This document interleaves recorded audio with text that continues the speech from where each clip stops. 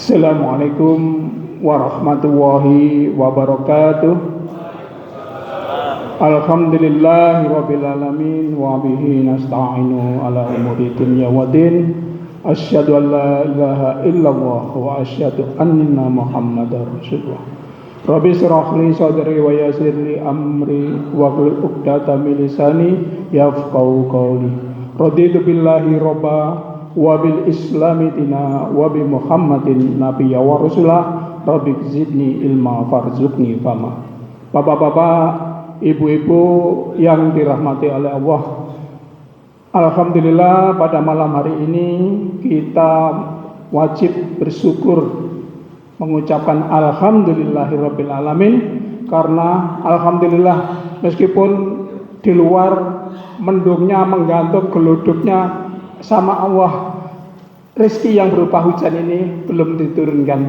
Alhamdulillah, sehingga kajian kita insya Allah pada malam hari ini jamaahnya yang hadir insya Allah cukup banyak, karena turun sholat isya-nya ini 7:30 lebih. Mungkin yang lain masih dalam perjalanan menuju tempat ini, yaitu untuk tholabul ilmi di Masjid Babu Salam.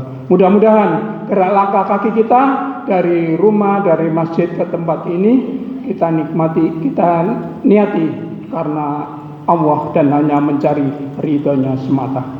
Bapak-bapak, ibu-ibu, jamaah pengajian rutin Kamis malam Jumat yang dirahmati oleh Allah, pada malam hari ini telah hadir di tengah-tengah kita, yaitu beliau Ustadz Muhammad Rizky Ariza LCMA. Dan sedikit kami bacakan biografi atau pendidikan beliau. Ya, beliau asalnya dari Pati, Jawa Tengah. Pendidikan beliau, riwayat pendidikan yaitu dari Darussalam Gontor, S1 dan S2-nya di Al-Azhar, Kairo, Mesir. Aktivitas di Muhammadiyah, beliau Ketua Majelis Tabligh PDM Pati, Jawa Tengah. Alhamdulillah, luar biasa beliau bisa hadir di tengah-tengah kita. Mudah-mudahan nanti ilmunya bisa kita manfaatkan atau ya. Terus juga beliau perumus tafsir At-Tanwir PP Muhammadiyah. Subhanallah. Beliau juga mantan ketua PCIM Kairo, Mesir. Nah, mudah-mudahanlah kita nanti bisa wawasan keilmuan kita bisa bertambah. Dan untuk menyingkat waktu, marilah kajian ini kita buka dengan bacaan basmalah. Bismillahirrahmanirrahim.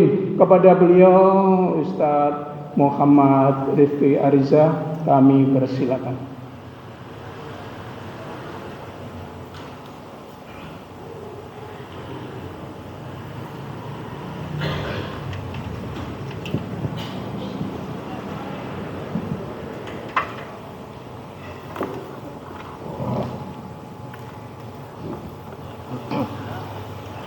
Bismillahirrahmanirrahim. Assalamualaikum warahmatullahi wabarakatuh. Alhamdulillahi wa kafa, wassalatu wassalamu ala nabiyil mustafa wa ala alihi wa man tabi'ahum min ahlil wafa, amma ba'd. Rabbi shrah li sadri wa yassir li amri wa halul 'uqdatam min lisani yafqahu qawli. Allahumma anfa'na bima 'allamtana wa 'allimna 'uluman tanfa'una fid dini wad dunya wal akhirah. Allahumma sallim wa hafadh ikhwanana fi Sumatera bi fadlika ya arhamar rahimin. Bapak-bapak dan ibu-ibu yang kami hormati, alhamdulillah pada malam hari ini Allah mentakdirkan kita untuk bersilaturahim. Awalnya saya hanya ingin silaturahim dengan Mas Furqon, Pak. Karena saya itu bolak-balik ke Pare, karena bapak mertua saya Pare.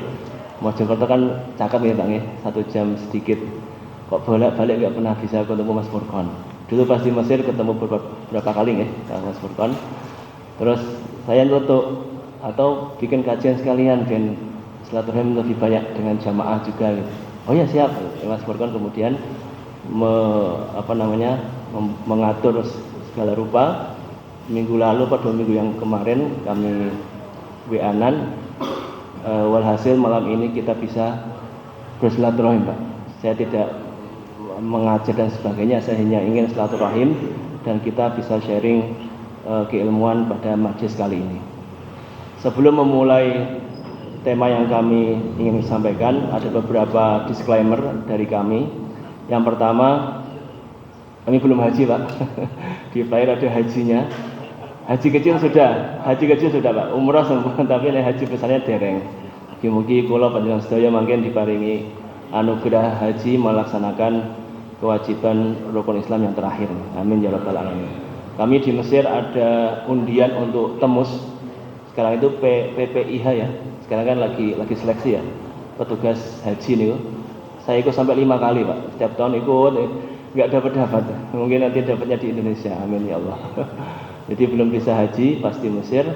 Dapatnya cuma umroh. Saya curhat sama Bapak.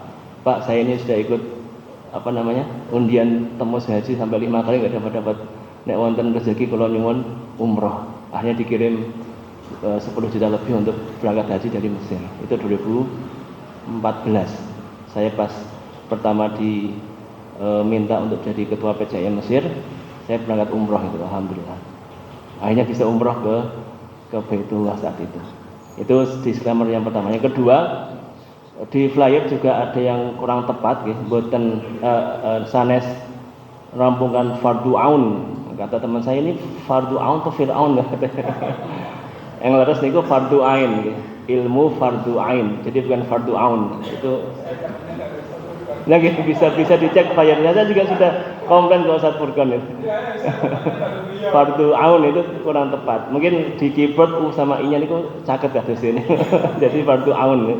Di komen teman saya itu fir'aun atau fardu aun. Jadi yang leres fardu ain ya, ilmu fardu ain. Ini soal tema yang akan kita bahas pada malam hari ini. Bapak Ibu yang kalau hormati, kita semua tentu sudah sangat sadar, sangat memahami, disampaikan oleh banyak penceramah dalam dakwahnya, bahwa juga ditegaskan dalam Al-Quran tentunya bahwa hakikat hidup kita, tugas hidup kita yang sebenarnya adalah untuk beribadah kepada Allah Subhanahu wa taala. Wa ma khalaqtul jinna wal insa illa liya'budun. Dan tidaklah, jadi kalau dalam bahasa Arab, kalau jenengan mulai belajar bahasa Arab ya Pak, mungkin kajian tafsirnya bisa diperdalam ilmu bahasa Arab yang saya sebutkan ini. Wa ma kemudian illa itu menghilangkan atau menafikan semua hal kecuali yang akan disebut.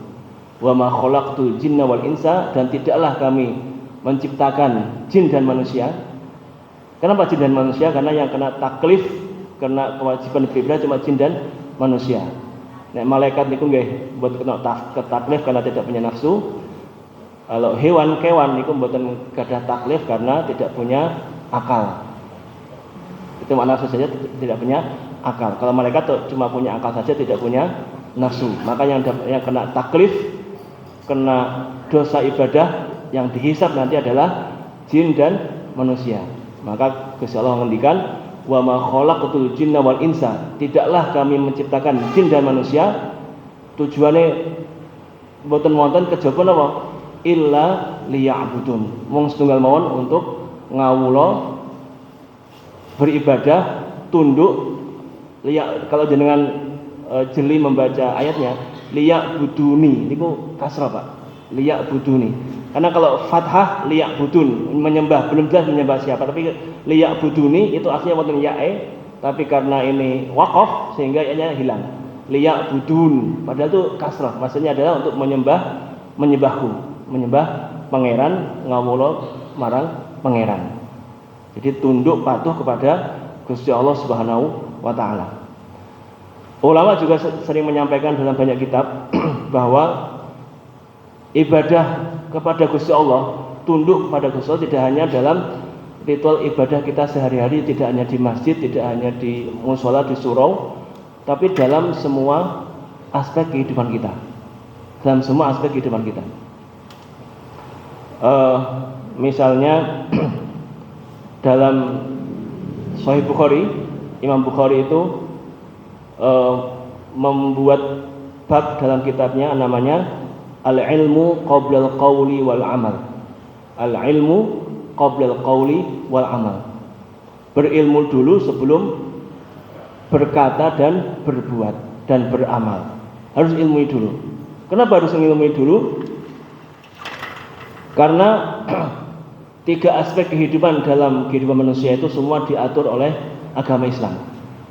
Aspek ibadah zahir, yaitu aspek zahir dari manusia, entah perkataan, entah perbuatan, itu masuk dalam kategori syariat. Jadi semua perkataan kita, semua perbuatan kita secara zahir, perbuatan organ tubuh maupun ucapan lisan, itu semua ada hisabnya, ada dosa pahalanya, Pak. Itu diatur dalam syariat. Kemudian akidah, keyakinan dalam hati, itu juga ada aturannya, ada ilmunya, ada penjelasannya dalam agama. Yang ketiga akhlak, etika, itu juga ada. Maka agama kita bisa dikatakan adalah agama Islam itu agama yang paling sempurna, Pak. Dari semua agama yang ada, mungkin banyak yang dosen di sini bisa dicek di agama lain, biasanya yang dominan itu adalah aspek etikanya, aspek akhlaknya. Tapi syariat, aturan kehidupan itu saya kira tidak ada yang serinci agama Islam. Bahkan nyembelih kewan mawon wonten aturane. Kudune tekan gulune protol namun buatan bagian apa yang harus putus, itu kan ada napa jenenge aturane. Wonten aturane. Saya biasa sampaikan dalam banyak ceramah itu begitu. Bahkan nyembelih kewan mawon wonten aturane. Maka kalau ada jenengan gadah rencang napa gadah sederek kok tasih non muslim, mungkin ada momentum-momentum yang bisa diajak diskusi, sampaikan tentang ini, bahwa agama Islam itu agama yang sempurna, agama yang komprehensif, agama yang komplit. Napa mawon ada penjelasannya, wonten aturane. Wonten ada aturannya, ada penjelasannya, ada cara mainnya. Kalau di agama lain saya tidak yakin ada semua sedetail itu. Sedetail kita punya kita fokus sedetail itu dan sebagainya. Di tempat lain saya tidak yakin ada. Utang piutang bagaimana itu ada caranya. Sewa menyewa bagaimana ada caranya. Tadi ya tentang akidah, keyakinan itu ada ilmunya, ada penjelasannya. Syariah juga demikian, ada hukum-hukumnya. Akhlak pun demikian, ada penjelasannya. Maka jika dalam fikih itu ada namanya fardu ain, ada fardu ain, yaitu kewajiban yang menempel kepada setiap muslim yang harus dilakukan olehnya, oleh setiap muslim, tidak bisa diwakili orang lain.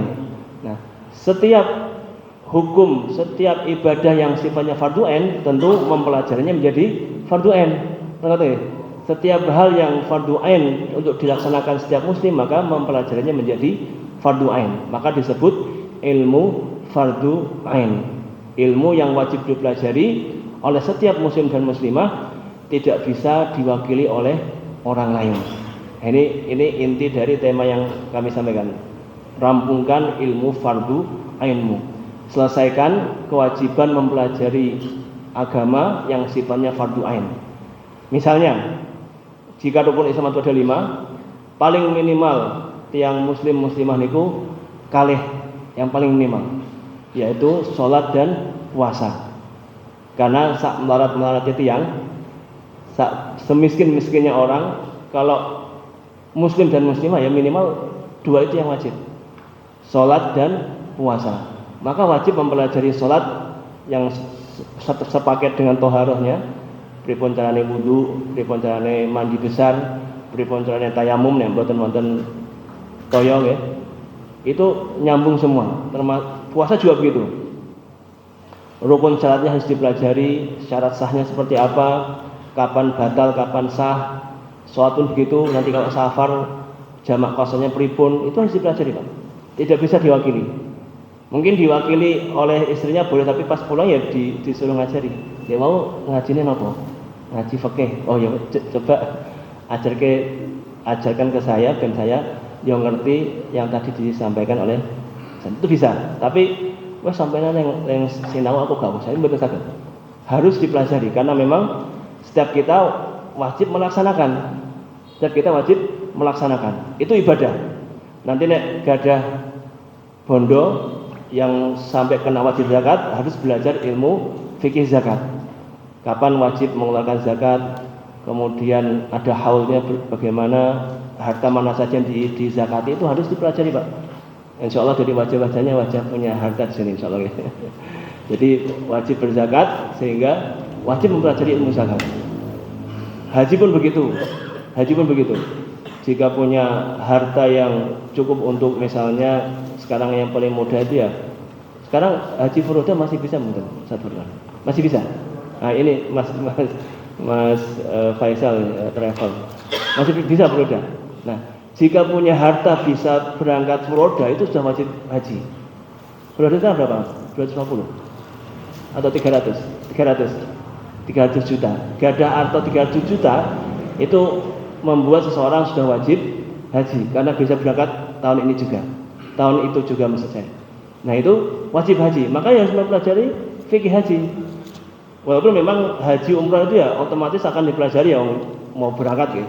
Tapi kalau zakat tadi nggak semua mempelajari, nggak usah banyak zakat lah.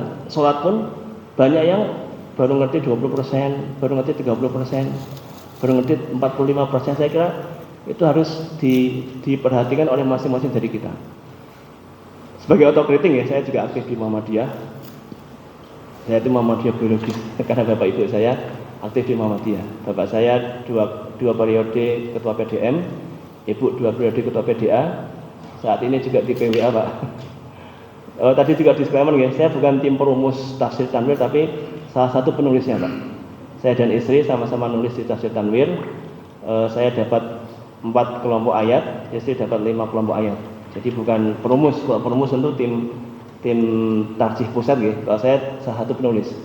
Karena tafsir tanwir Muhammadiyah sejak digulirkan di muktamar untuk disusun, awalnya cuma menugaskan para profesor doktor di perguruan tinggi Muhammadiyah untuk menyusun tafsir tanwir. Awalnya begitu, 1-2 tahun, tapi ternyata dianggap kok kelamaan gitu, karena mau di launching nanti tahun 2027 saat muktamar. Nepati 100 tahun Masjid Tarjih Muhammadiyah. Masjid Tarjih itu berdiri tahun 1927, maka niatnya 2027 nanti launching tafsir tanwir Muhammadiyah. Tahun ini ingin diselesaikan semua penulisan, 2026 editing internal, kemudian 2027 diterbitkan. Saya dan istri ikut dari konferensi mufasir, jadi memang tadi dianggap terlalu lambat, akhirnya dibuat sayembara, Pak. Sayembara penulisan tafsir tanwir Muhammadiyah. 2023 mulainya itu di Solo. Ada konferensi mufasir Muhammadiyah. Saya dan istri nyoba ngirim paper karena ada beberapa kriteria ya. Dengan paper membuat narasi tafsir, ternyata dua-duanya masuk. Akhirnya dari sejak Solo ikut, konferensi kedua di UHAMKA Jakarta ikut, yang ketiga terakhir di Jogja beberapa bulan yang lalu cuma istri saya. Jadi 3 kali konferensi yang ikut saya dan istri 2 kali, yang istri yang terakhir itu 3 kali ikut. Jadi bukan perumus tapi salah satu penulis. Salah satu ambil tugas penulisan tafsir tanwir. Kembali ke tema ya. Saya ulangi bahwa tentang rukun Islam misalnya tadi, minimal sholat dan puasa, karena itu kewajiban rukun Islam paling minimal yang harus dilakukan oleh muslimah harus dipelajari. Misal saya kasih hal-hal yang rinci dalam fikih sholat yang mungkin banyak yang nggak tahu. Misal, dan saya juga sering ditanya.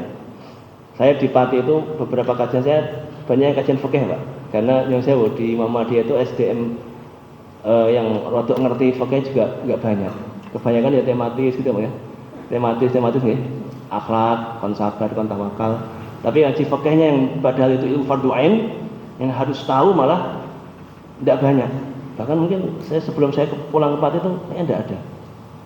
Tidak ada yang jamaah Muhammadiyah, Pak. Monggo dicek mungkin di grup Muhammadiyah ada enggak kajian fikih khusus, kajian fikih? Itu harusnya ada, Pak. Wajib bahkan tadi fardhu ain karena berhubungan dengan ibadah kita. Saya kasih contoh ya, misalnya dalam fikih sholat. Toharoh dulu, toharohnya. Perempuan itu kan harus tahu fikih haid, nifas, istihadah. Paling minimal fikih haid sama istihadah, karena jika belum menikah kan belum nifas ya. Nifas itu setelah lahiran. Fikih haid sama istihadah. Kapan perempuan itu tidak boleh sholat? Kapan Nah itu harus dipelajari Pak. Agak rinci memang haid sama istihadah itu, agak rinci. Itu wajib. Fardu ain itu bagi perempuan. Nah, di Muhammadiyah apakah sudah memadai pembahasan itu? Misal yang SMP, SMA, mungkin di sini ada yang kepala sekolah atau Mas Burkon di SMP ya. Di silabus ada nggak pembahasan fikih haid? Nah, itu padahal wajib itu nyong sewu. Dan perempuan itu sudah mulai haid itu dalam fikih itu umur 9 tahun kurang 16 hari Hijriah. Sesuai kalender Hijriah, bukan kalender Masehi. Karena kan beda ya. Beda 11 hari kan, Masehi sama Hijriah. Nah, perempuan nek metu geteh sesuai kriteria fikih haid umur 9 tahun kurang 16 hari itu sudah dianggap haid, sudah masuk kategori fikih sudah masuk kategori darah haid, sudah nggak boleh sholat, nggak boleh puasa. Bukan hanya tidak sah, tidak boleh. Aku tidak kuat ya Mas, poso malah dosa. Pernah ya beberapa tahun yang lalu ada seorang ibu Asia juga, akademisi tapi produk nyeleneh menyampaikan wacana membolehkan perempuan haid untuk puasa. Nah ini nyeleneh, itu sudah melanggar ijma ulama itu. Nyeleneh itu Pak, kausyal gitu. Nah ini kan karena belum mempelajari fikih haid secara komprehensif. Nah, itu perempuan. Maka dalam kitab khusus fikih haid itu kata ulama ini adalah ilmu fardu ain. Maka jika sudah menikah misalnya ini haid ya, fikih haid. Sudah menikah misalnya, si suami tidak bisa mengajari istrinya fikih haid, kemudian istrinya mau belajar misalnya sore gitu ya sama ustaz kampung gitu ya atau kiai kampung, ini sore jadi nggak bisa masak untuk sorenya, harus diizinkan sama suaminya, wajib, tidak boleh menghalangi karena dia tidak bisa mengajari piyambak, suaminya nggak bisa ngajari kalau nggak ngerti fikihnya, nggak ngerti ilmunya, harus dicolke, maksudnya dibebaskan untuk ngaji itu adalah bekal akhiratnya tentang ilmu tentang ibadah, harus dibiarkan, tidak boleh dilarang oleh suaminya. Bahkan misalnya pas pagi harusnya masak, tapi pas ngaji kiai misalnya ngaji kitab fikih fikih haid maksud saya, maka wajib diizinkan. Tidak boleh tidak diizinkan. Itu tentang fikih haid, wajib bagi perempuan. Contoh saya beri permasalahan tentang fikih sholat. Misal ya Pak, imam itu sholat di atas 2 rakaat. Misal isya tadi saya sama Mas Furqon misalnya. Lupa tahiyat awal, langsung berdiri. Nah, itu makmumnya baca subhanallah atau mboten? Baca mboten? Terlanjur berdiri. Baca mboten? Coba yang baca berapa orang? Baca mboten? Tidak atau baca? Apa alasannya?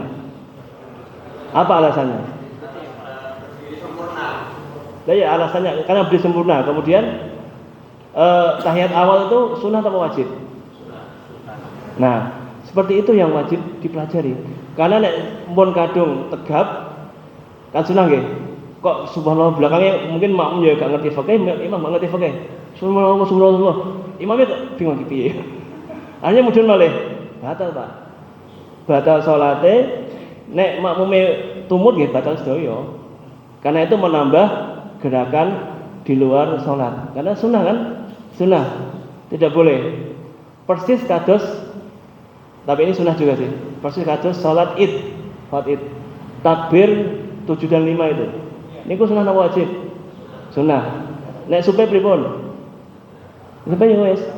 Gak usah subhanallah. Nek wis mau Fatihah kemudian takbir subhanallah urung takbir ping 7 urung takbir ping 5. Kok balik takbir malih niku batal salatnya. Karena menambah gerakan dan ucapan salat yang tidak seharusnya diulangi. Nah, ini harus dipelajari, Pak. Hal yang sangat mendasar lagi. Nah, ini maka saya sangat berharap ustaz-ustaz yang mengerti ilmunya nggih, di sini Ustaz Furqon, siapa lagi di sini? Yang kira-kira. Nggih, nanti harus punya halaqah kajian fikih. Ada kajian fikih, kajian akidah, minimal yang fardu ain. Kalau ada fikih nanti di kitab-kitab fikih itu ada yang mubtadiin memang. Misalnya Safinatun Najah itu ya cuma definisi definisi ibadahnya, misal definisi wudu, kemudian rukun apa, salat apa, syarat apa saja, itu cuma itu saja. Karena memang hal-hal yang sangat mendasar. Ben ngerti kapan sah, kapan batal ngibadahi. Nanti di wudunya, kemudian sholatnya. Misal contoh Pak, contoh lain gitu, takbiratul ihram niku wajib pakai suara apa mboten wajib pakai suara? Takbiratul ihram. Misalnya tanpa suara itu sana mboten. Atau gini, takbiratul ihram tanpa angkat tangan. Sana mboten. Allahu Akbar langsung gitu. Enggak usah angkat tangan. Sana mboten, Pak? Enggak, Pak. Bingung enggak, Pak? Sah. Angkat tangannya sunnah nih, Pak. Yang wajib itu rukun qaulinya suaranya mawon. Allahu Akbar. Angkat tangannya sunnah. Sunnah itu sunnah. Angkat tangannya sunnah, tapi yang wajib rukun qaulinya adalah suaranya yang takbiratul ihram. Nanti kan mboten angkat tangan toh? Angkat tangannya sunnah. Nah, ini kan harus dipelajari. Jadi nek mersani tiyang kok ngoten mboten kagetan. Iku mah sunnah aman. Ngoten. Karena ngertos ilmune. Hal ini lebih wajib lagi untuk diperhatikan oleh para orang tua, karena tadi ya sudah saya singgung bahwa anak-anak kita yang umur prabalik wajib dicekoki dalam arti didoktrin tentang ilmu fardu ain seperti ini, minimal sholat dan puasa. Maka dulu kami pas masih kecil itu tasih menangi ba'da maghrib nganti isya niku dikunci, Pak. Tek mboten medal. Salah satu malam itu ada jadwal fasolatan. Maksudnya yang persolatan mau ngajari sholat hampir tiap minggu. Jadi lama-lama hafal juga, hafal bacaannya, hafal gerakan-gerakannya. Nah, itu diajari mana yang wajib, mana yang sunnah. Maka tadi misalnya rukun qauli, rukun yang sifatnya ucapan yang harus didengar oleh telinga kita sendiri itu ada 5 dalam fikih salat. Yang pertama takbiratul ihram, kedua al-fatihah, itu dengar harus maos, Pak. Tidak bisa diam, maos baca sambil minimal didengar telinga sendiri. Yang ketiga tasyahud akhir, tasyahud awal senang ya. Yang keempat salawat, tasyahud akhir. Yang kelima salam. Salamnya pun yang ke kanannya pertama. Itu yang wajib, harus suara harus didengar oleh minimal didengar telinga. Nah, enggak pakai suara ya enggak sah, artinya belum melaksanakan satu rukun dari fikih salat. Nah, ini kan harus dipelajari, Pak. Fardu ain, Pak, karena sehari-hari kita laksanakan. Ini yang ibadah. Misal puasa juga ada yang sering saya temui, sering saya kritik ini, Pak. Tentang yang sewu, tiang-tiang yang pekerja kasar, bukan orangnya kasar ya. Pekerja kasar maksudnya kuli bangunan atau apa. Yang pekerja-pekerja yang agak berat nonton ya, yang pekerja kasar itu seringnya karena banyak orang awam juga ya, dia beranggapan aku kan kerja kasar jadi gak wajib poso. Nah, ini salah. Yang benar itu padahal biasanya orang berotot, orang besar-besar ya, poso pun kuat. Nah, yang benar adalah dia harus tetap niat puasa pada malam harinya. Badhe sahur monggo, mboten sahur monggo, itu terserah sahur atau sunnah ya. Yang wajib kan puasanya, sahur itu sunnah. Dia niat puasa, kemudian adzan subuh langsung puasa. Pagi nggak boleh makan. Biasanya kan pagi jam 6 jam makan ya, Pak. Kuli-kuli pas puasa. Ini kemudian tergantung nih. Yang boleh adalah dia tetap kerja seperti biasa. Nanti gang sejam, 2 jam, 3 jam kok lemes, nggak kuat lagi, ya itu boleh silakan membatalkan puasanya. Jadi bukan dari awal. Mirip dengan orang yang safar. Aku sesuk arep safar misalnya teng Mojokerto aku pundi. Apa safar mau safar ke misal yang Ngawi misalnya. Ujung Jawa Timur yang perbatasan Jawa Tengah kan berarti jauh nih. Mau safar ke Ngawi. Aku gak usah puasa sesuk. Mboten ngatur. Kalau mau bisa tidak usah niat puasa dan tidak puasa, safarnya harus berangkat sebelum subuh. Sebelum subuh berangkatnya. Kalau berangkatnya besok jam 7, jam 8 itu harus tetap niat puasa malamnya. Nanti tetap puasa di perjalanan, nanti di tengah perjalanan kok lemes, monggo dibatalkan. Boleh tapi tidak wajib. Nah, sama ini kan hal-hal yang agak rinci memang dalam fikih-fikih itu, tapi jarang kita baca, jarang diajarkan, jarang dipelajari. Padahal itu ilmu fardhu ain. Ini fardhu ain. Nah, kembali ke tadi ya, saya singgung tentang anak-anak yang harus dikawal sejak prabalik, karena saat mereka balik, kalau ada yang tahu nggak, laki-laki tanda balik itu ada berapa Pak? Anak laki-laki, ini juga fikih nih. Bukan tanda, enggak, tapi tanda yang menunjukkan dia sudah balik, sudah wajib ibadah. Ibasah itu junubnya gitu, bukan mimpi basahnya, junubnya. Nah, yang betul junub pripun? Masa gak balik-balik Pak? Putu. Nek bocah kok gak junub misalnya, kelainan misalnya, kapan baliknya? Ada yang tahu? Ada yang pernah belajar? Kapan baliknya Pak? Cah lanang, anak saya juga sekarang umur 9 tahun, masuk umur 10. Cah lanang gak junub. Kapan secara fikih dianggap masuk kategori balik? Monggo, ada yang pernah belajar? Sama sekali enggak ada ini? Ustaz Furqan? 15. Kalau bocah lanang gak junub masuk kategori balik itu umur 15 tahun kalender Hijriah. Maka jenengan cek teng akte misalnya pulau ini tak cek untuk menentukan umur 40 tahun. Kalau cek saya kan lahir 14 Oktober 1986. Ternyata tak cek di kalender yang kalau sekarang kan di Muhammadiyah ada kalender KHGT ya, itu bisa ngecek ke belakang itu di aplikasi masa wonten ya. Saya cek itu kalau saya 14 Oktober 86 itu sama dengan mana ini? 10 Safar ya, atau 20 Safar ya. 20 Safar, Pak. Bukan. 8 Safar. 20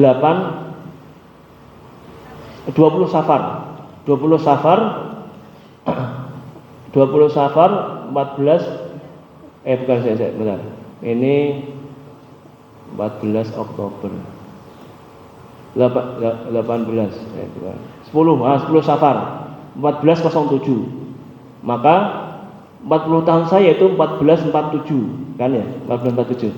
Itu 10 Safar 1447 adalah tanggal 20 Agustus 2025 kemarin.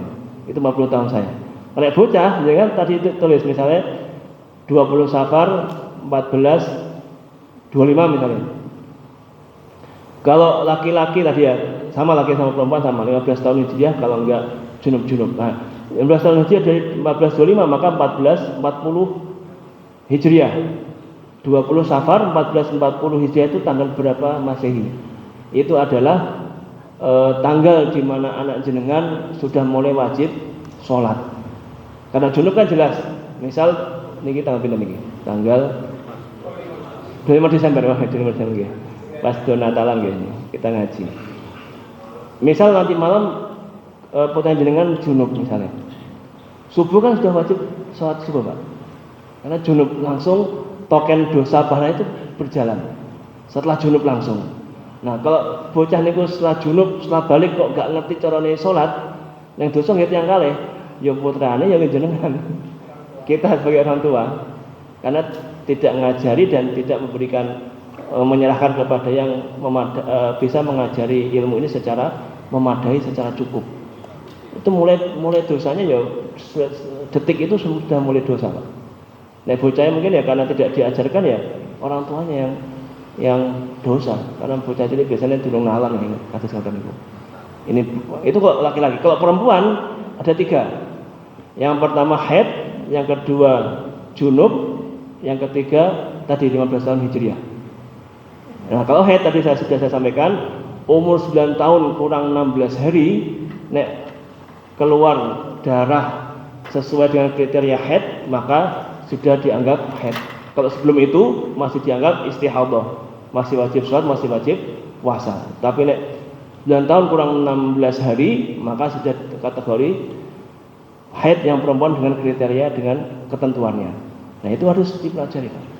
karena mengawal anak-anak kita, mengawal keagamaan anak-anak kita. Qu anfusakum wa ahlikum nara. Di situ qu ahlikum nara. Paling inti adalah di sana. Karena itu kewajiban kepada Gusti Allah Subhanahu wa taala.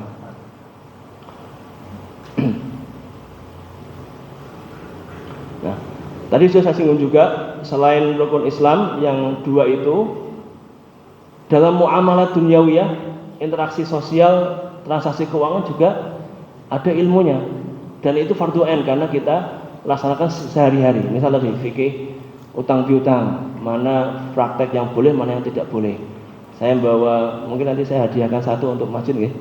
Jadi kami di kelas mubalik Muhammadiyah PD Empati di bawah Majelis Tabligh menyusun khutbah Jumat pilihan tentang nahi mungkar dalam muamalah dan transaksi keuangan kontemporer.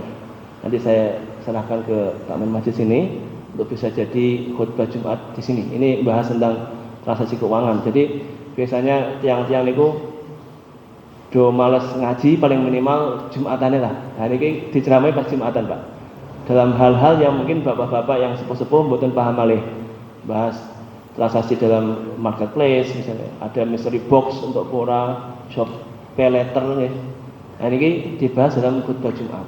Jadi monggo nanti kita serahkan nanti di akhir acara kami serahkan untuk takmir masjid Babus Salam. Nah ini harus tahu karena sehari-hari kita kita lakukan, kita laksanakan tentang sewa menyewa, nek rusak barangnya iki yang ganti sopo, yang ganti yang nyewa nopo pemilik barang. Ini kan ada ketentuan-ketentuannya, harus dipelajari. Utang piutang, jual beli, nanti kapan jual beli boleh, kapan tidak boleh, dari sisi objek yang dijual, skema transaksinya, waktunya misalnya. Misal dalam ayat dikatakan nek pas Jumatan atau pas azan Jumat tidak boleh jual beli. Nah, ini maka di pasar-pasar sebelum Jumatan harus kosong dulu, jam 11 kosong misalnya.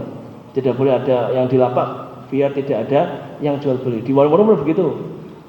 Jam 11 tutup dulu, nanti buka jam setengah 1 agar tidak terlanjur nanti nek wis kadung maam kadung bayare pas ba'du azan.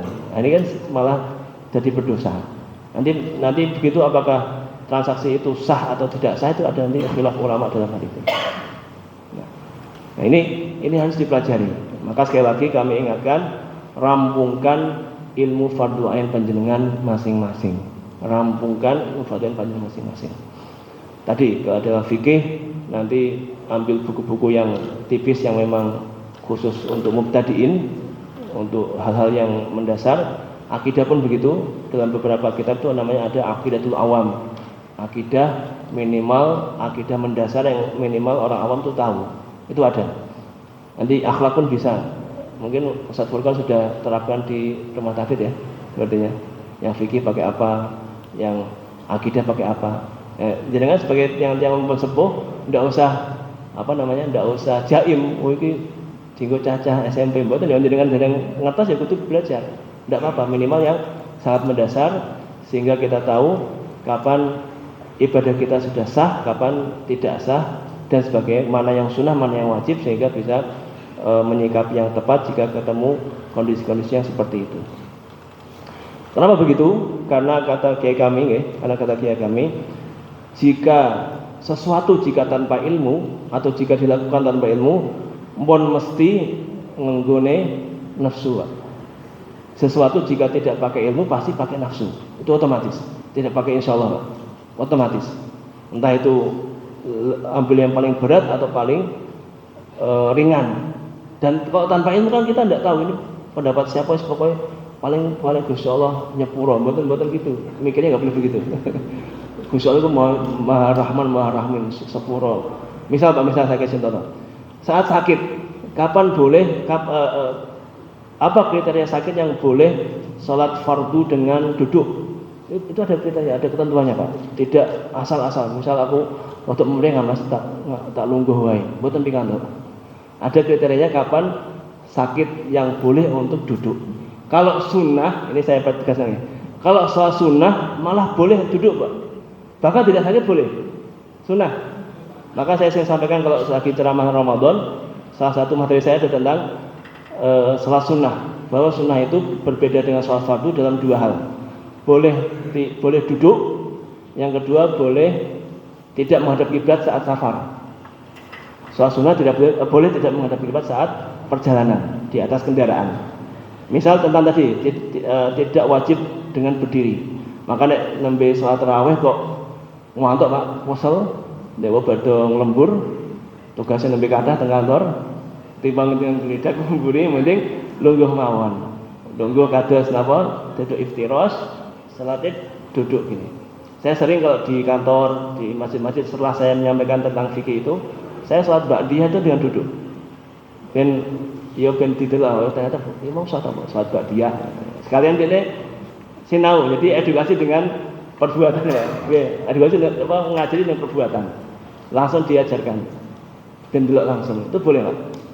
Sholat sunnah boleh dengan duduk, sah. Tapi sholat wajib boleh duduknya dengan kriteria tertentu. Tidak semua duduk boleh tidak semua sholat boleh duduk maksudnya. Tidak semua penyakit langsung boleh dengan duduk kalau sholat wajib. Kalau safar tambah lagi, tidak harus menghadap kiblat. Maka jenengan misalnya pas Ramadan kemudian wah aku agak terakhir kok rasanya piye ya. Jenengan wudu, jaga wudunya, kemudian nanti sholat tarawihnya di atas kendaraan boleh. Tidak menghadap kiblat pun boleh Pak. Boleh duduk dan tidak menghadap kiblat. Tapi ini sholat wajib harus tetap berdiri dan harus menghadap kiblat. Nah ini hal seperti ini itu harus dipelajari karena ilmu fardu ain. Sekali lagi tadi saya sampaikan, jika tidak pakai ilmu, jika tidak dipelajari, otomatis pakai nafsu. Otomatis itu enggak pakai insya Allah lagi. Mesti pakai nafsu. Dan nanti kita akan kesulitan pelo pas nanti dihisab Gusti Allah. Lombian sampai sholatnya ngambil ilmu apa Mas? Misalnya Pak ya, ini dialog imajiner. Niku Gusti ya piye penake misalnya. Niku betul sakit. Betul sakit Pak. Harus pakai ilmu, minimal tumut oleh imam-imam ahli fikih itu. Maka nanti kan ada ayat fas'alu al-dzikri in kuntum la ta'lamun. Takono karo wong sing ngerti nek sampean mboten ngertos. Ngoten. Fas'alu al-dzikri in kuntum gak ngerti ya takon. Nek jenengan bingung pas salat mau salatku salah mboten ya. Terus mboten tanglet paling ngene wae lah. Mboten sakit Pak niku. Dosa karena tidak belajar.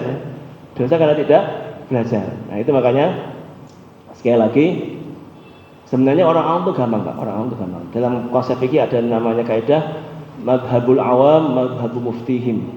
Madhab yang awam niku atau arah ibadah atau cara ibadah orang awam itu mengikuti muftinya, mengikuti ustadznya.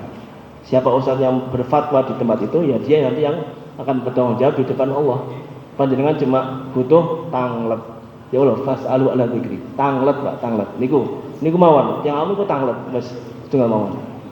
Bahkan jika membaca buku enggak ngerti ya mau tanglet mawon. Mas Furqon tiap hari jenengan telepon mboten napa-napa. Karena yang rada ngerti ilmune saged merujuk ke buku, kitab sehingga bisa menjawab pertanyaan-pertanyaan panjenengan. Nah, terakhir selain tadi saya yang usulkan untuk ada kajian kitab rutin ilmu fardu ain, level bocah-bocah, level dewasa silahkan bisa dibagi. Bisa juga dengan cara lain jenengan rodok mikir ya, misal mangken dugi griya mikir aku fikih thaharah, fikih wudu iku kira-kira gak ngerti apa wae. 1 2 3 4 dengan list, daftar, tulis.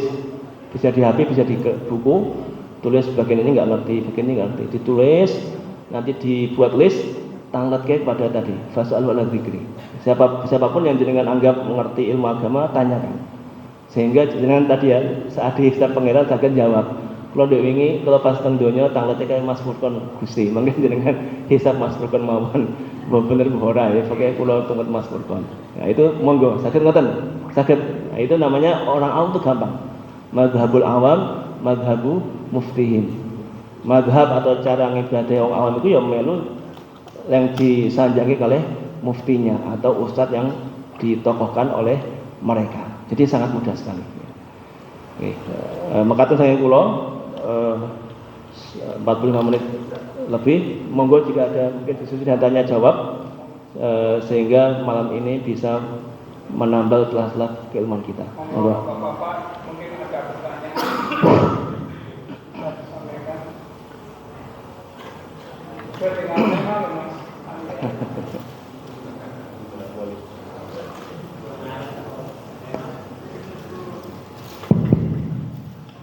Assalamualaikum warahmatullahi wabarakatuh. Waalaikumsalam. Yang soal tarawih tadi, ini tahun depan ini berdasarkan KGT Muhammadiyah menukar Arab Saudi sama negara-negara internasional itu kan hari Rabu. Ya, itu kan bakal mendahului negara-negara Madin. Nah, ini yang soal tarawih. Ini saya pernah ngalamin. Itu saya sholat di masjid, sholat tarawih di masjid, tapi yang bukan Muhammadiyah gitu. Ini pas tarawih itu saja kenceng-kenceng, nggak cuma nina, kenceng kaya. Nah, apakah sholat ini sholat tarawih tapi nggak cuma nina itu sholatnya nggak sah? Ini padahal ini sholat tarawih apa naik kereta 1-2 atau ini Jakarta Surabaya gitu. Assalamualaikum warahmatullahi wabarakatuh.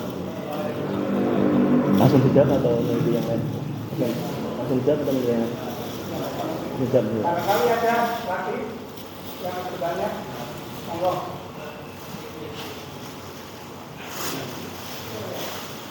Assalamualaikum warahmatullahi wabarakatuh. Terima kasih atas ilmunya mungkin yang sangat langka menurut saya.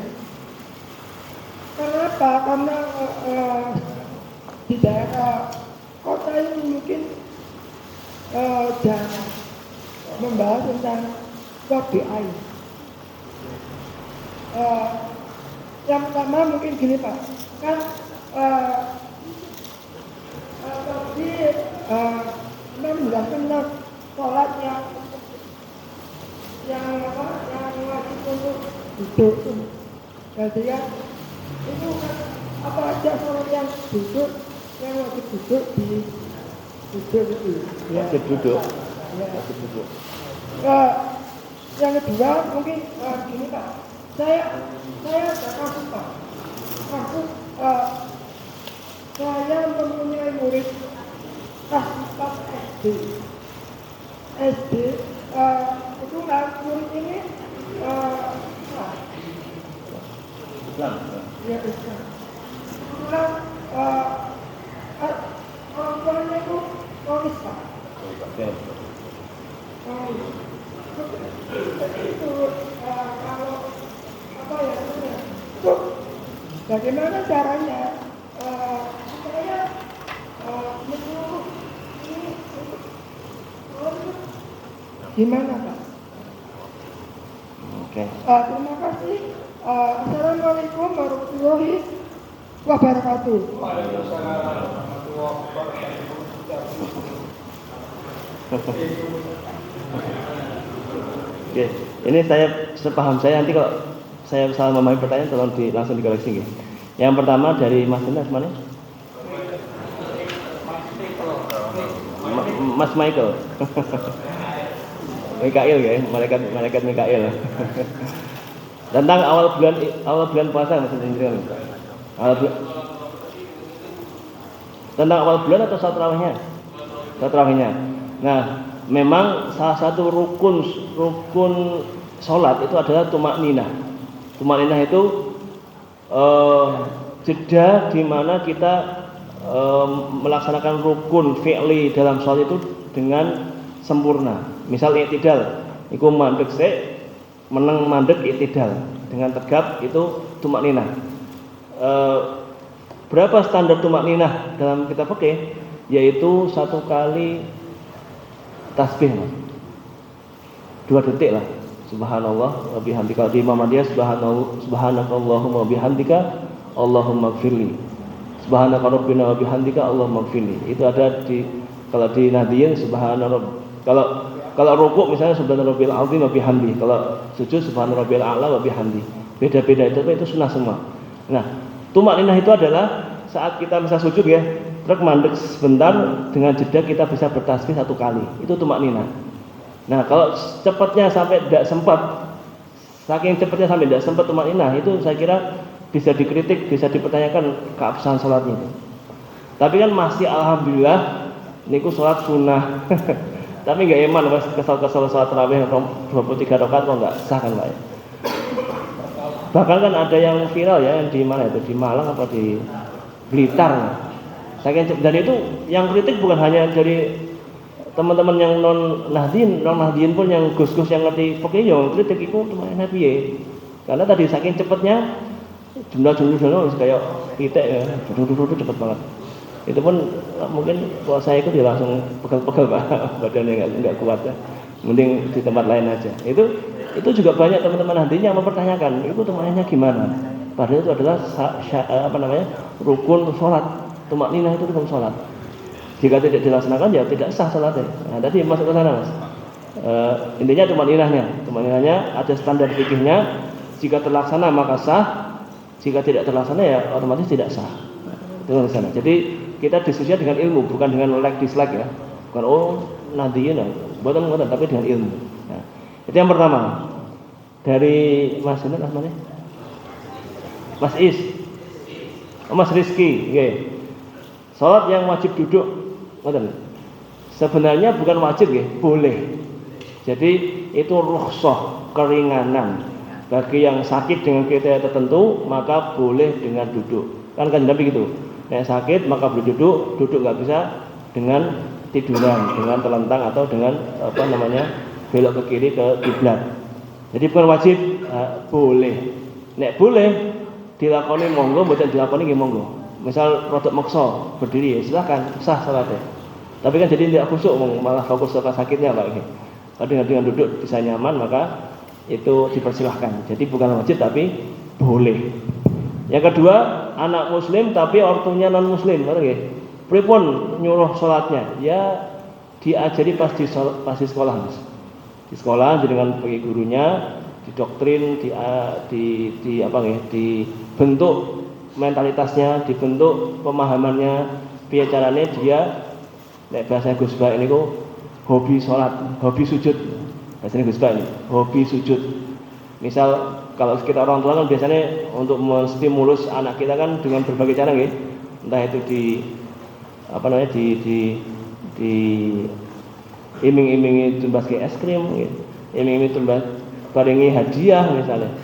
Nek kula berbagai cara mboten saged niku mung setunggal yang saged Pak. Diiming-imingi bersani HP. Nah niku wah gumun kula. Pas subuh nih putra kula yang paling gede kan tadi mau masuk 10 tahun. Itu nek soal subuh niku marah terus.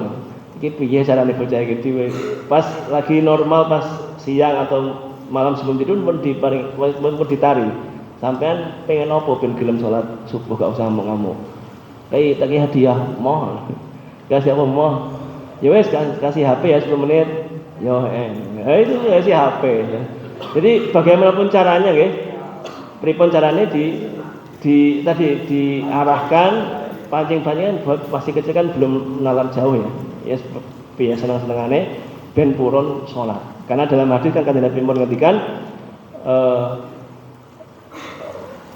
ajaklah anak-anakmu ya untuk sholat mereka umur 7 tahun. Jadi umur 7 tahun diajak terus, gelem ra gelem diajak. Intinya ngerti nek sholatku wajib. Diajak dia, diperintah diajak, tadi distimulus sebagainya. Tapi nek umur 10 tahun nek mboten purun diajak nembe dipukul. Kita membentuk mentalitasnya. Mukulnya tentu tidak sampai sakit ya. Yang penting tahu nek wong tua niku mboten kersa nek bocah niku mboten salat. Ini mang niku Pak. Mbah pukul pakai napa? Pakai sejadah lah. Duduk kantuk ngono wajib salat. Saya itu pernah Pak, ini cerita Pak ya. Orang tua zaman dulu kan keras ya. Pendidikannya keras ya. Bapak saya itu pernah pas saya umur berapa itu masih kecil, masih SD, masih MI. Saya pernah itu lagi nembe sakit sepedaan Pak, nembe sakit numpak sepeda niku ngantos maghrib. Jadi lagi seneng-seneng wong nembe sakit. Jadi batu maghrib bapak kula niku di loro pundi-pundi. Mun kecekel langsung diamuk dikerangkeng teng ditali Pak, tali kemudian dikerangkeng teng kamar, dipateni lampune nganti isya. Nangis kula niku. Badhe niku langsung kayak ada mental block kudu salat wajib salat. Karena bocah cilik kan naware dereng panjang ya, belum mikir akhirat terus bocah cilik ya. Nah iku saking wedine kudu salat. Alhamdulillah ya mboten nate meninggalke salat malih. Badhe niku. Nah niku zaman dulu mboten wong tua yang keras, tapi zaman sekarang kan mboten saged. Malah mungkin di gaya viral wong malah masuk penjara gara-gara ngoten. Nah niki pripun cari cara yang bagaimanapun caranya intinya tidak melanggar syariat tentang ben putrane jenengan, putrane kita semua purun dan bahkan hobi sholat, hobi sujud. Dalam Al-Quran bahkan tadi ya secara bahasa kalau kita ngerti itu banyak sir, banyak rahasia dalam redaksi Al-Quran. Kalau dalam konteks ngajari sholat niku Allah ngendikan wa'mur ahlaka bis sholati wastabir 'alaiha. Wastabir 'alaiha. Wonten niku ayate. Lagi dengan googling ya. Dan ajaklah keluargamu untuk sholat wastabir 'alaiha. Bukan wasbir 'alaiha. Nek wasbir kan sabaro. Tapi nek tambahin to dalam balaghah, dalam ilmu sastra Arab itu dikatakan ziyadatul mabna tadulu ala ziyadatil makna. Tambah huruf iku mesti ana tambah maknane. Nah, kata ulama wastabir 'alaiha artinya sabar paling sabar iku ujung-ujunge sabar. Pokoke sabar paling sabar yo dalam ngajak anake salat. Sabar paling sabar iku dalam ngajak anake salat. Bu piye carane? Kadang ya mangkel barang ya wong eling ayat wastabir 'alaiha. Pripun carane lah? Mbok diwai apa, ditembasken apa? Mangke jenengan diragati harta pinten setiap bulan, yaitu untuk jaminan akhirat putra-putrane panjenengan. Karena pun SMP, SMA, apalagi kuliah sudah di luar jangkauan kita, kok durung mental sholat, belum hobi sholat, belum hobi sujud. Ini kemudian Pak khawatir, yang saya ketemu circle yang elek, ya wes, gak gelem sholat, nganti kerja nganti duit gak gelem sholat, wes, angel. Jadi makanya sekali lagi ilmu fardu ain secara pemahaman juga pembentukan mental anak-anak prabalik ini juga harus jenengan atau kita semua sebagai orang tua memperhatikan. Karena itu adalah manifestasi dari ku anfusakum wa ahlikum nar. Monggo jika ada lagi. Assalamualaikum warahmatullahi wabarakatuh. Saya Bapak Yusuf. Ini yang saya tanyakan ini mestinya ibu-ibu yang bertanya, bukan saya. Ini, kalau nifas itu orang haid kan sampai 7 hari ya, main terus ya. Nah, yang kami tanyakan, misalnya 7 hari, 8 hari, terus masih keluar nifasnya, apakah yang 8 hari, 7 hari ini sudah termasuk nifas penyakit? Yang haid, apa termasuk haid atau masuk darah penyakit? Itu aja, terima kasih. Assalamualaikum warahmatullahi wabarakatuh. Waalaikumsalam. Ya, ini stimulus untuk memahami urgensi fikih haid bagi perempuan. Jadi haid dalam ketentuan fikihnya adalah 7 hari, 6 hari itu bukan kepastian Pak. Itu siklus masing-masing perempuan beda-beda. Ada yang cuma 6 hari, ada yang 7 hari, ada yang 8 hari, ada yang 9 hari. Biasanya tambah sepuh, tambah banyak, tambah lama haidnya. Bisa sampai 10 hari. Ada yang kelainan bisa sampai lama haidnya itu. Tapi haid itu maksimal 15 hari. Ribun? Nah, itu kan kebanyakan. Nah, jenengan yang talet lebih dari 7 hari ribun. Ya tadi, jika sebelum 16 hari itu ya haid semua. Kalau masih keluar darahnya. Sebelum 16 hari itu haid semua. Nanti setelah berhenti baru suci. Dan tidak harus 7 atau 6 hari. Dan seringnya itu jika ngikut program KB atau ambil pil penghambat haid untuk yang mau umroh, biasanya kadang adu-adu teng Saudi malah haid kan mboten siya to. Ada obatnya nggih Pak, ada obat penghambat haid, penghambat darah biar enggak metu dhisik. Niku saged biasanya bakdo niku langsung berantakan, biasanya siklusnya berantakan karena memang tidak natural, tidak normal, tidak alami.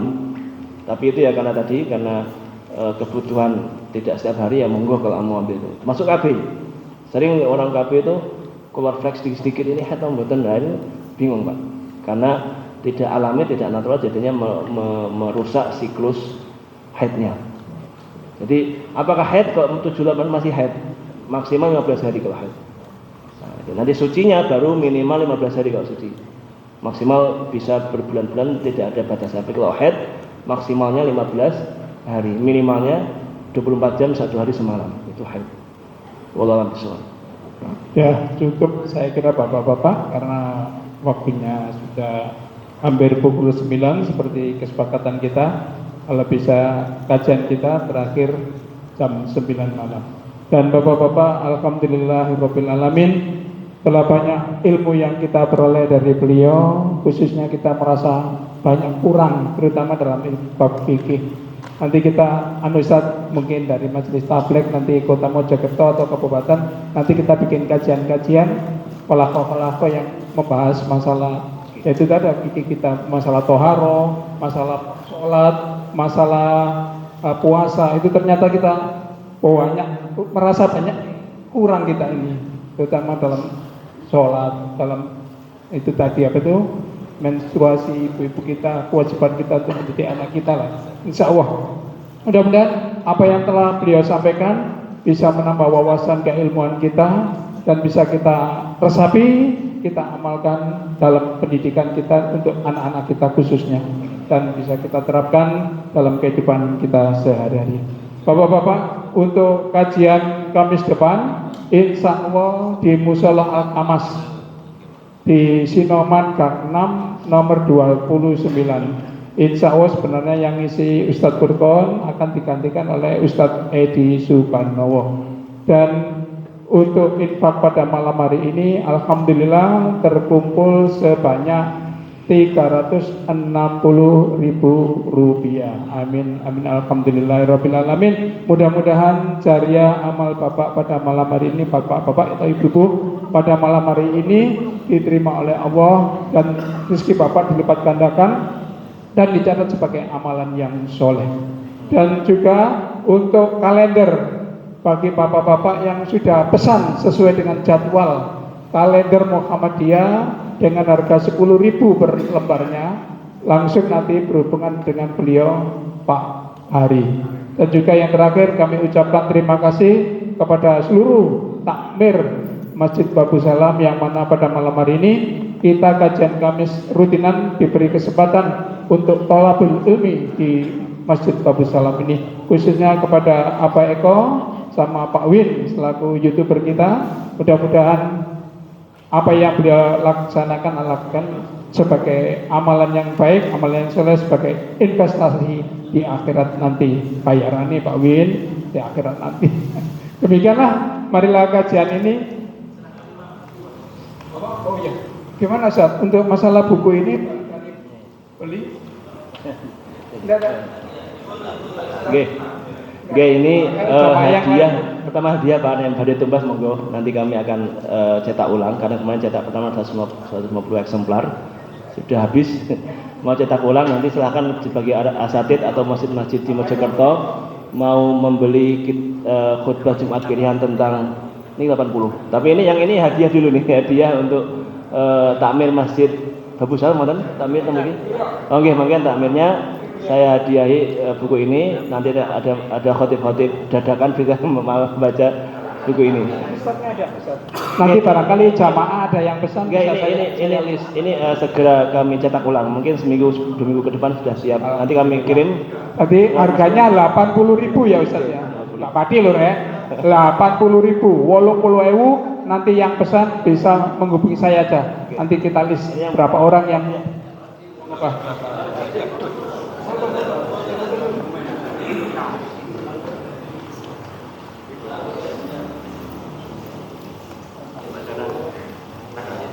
Di sini, kamu di mana?